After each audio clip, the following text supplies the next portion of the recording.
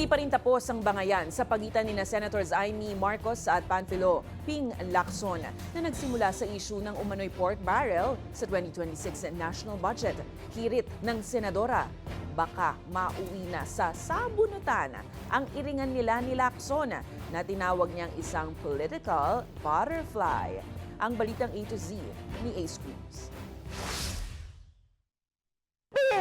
Yan ang patutsada ni Senator Amy Marcos sa parody video ng isang sikat na game show na in-upload sa kanyang social media nitong Lunes. Ang tanong sa senadora, sino ang politikong madalas na magpalit ng posisyon sa politika? Ang dinig mo, Senator.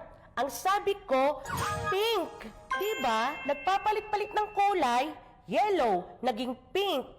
White sa mga rally, pero yung pink, parang ganun din. Pink. Ang paratang na pagiging political butterfly ay bahagi pa rin ng sagutan ni Marcos at Senate President Pro Tempore Ping Lacson ukol sa 2026 national budget. Noong panahon ni President Rodrigo Duterte, kilalang kritiko ng administrasyon si Lacson. Balik administrasyon naman si Lacson sa panahon ni Pangulong Ferdinand Marcos Jr. nang mapabilang siya sa senatorial slate nito. Nauna nang nagpasaring ang senadora na giniling man ay may pork barrel pa rin sa 2026 national budget sa pamamagitan ng mga ayuda projects. Ito'y para makuha umano ang suporta ng mga mambabatas para sa bagong impeachment complaint laban kay Vice President Sara Duterte. Bumuelta si Lacson na may allocables din ang senadora sa 2026 national budget na abot sa 2.5 billion pesos, pati na for later release projects. Hirit ni Lacson, manahimik na lang ang senadora. Pinabulaanan nito ng senadora sabay sabing nananatiling wishlist ang naturang mga proyekto dahil wala silang ganitong budget sa hanin ng minority senators. Anya, baka mauwi umano sa sabunutan ng kanilang iringan ni Lacson.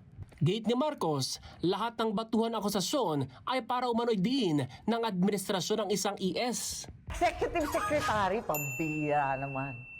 Ang tamang sagot, Enday Sara. Ha?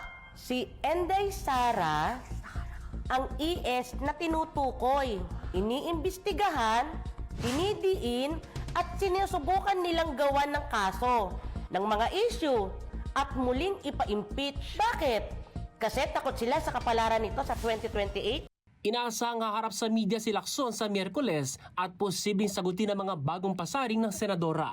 Para sa Balitang A to Z, Ace Cruz.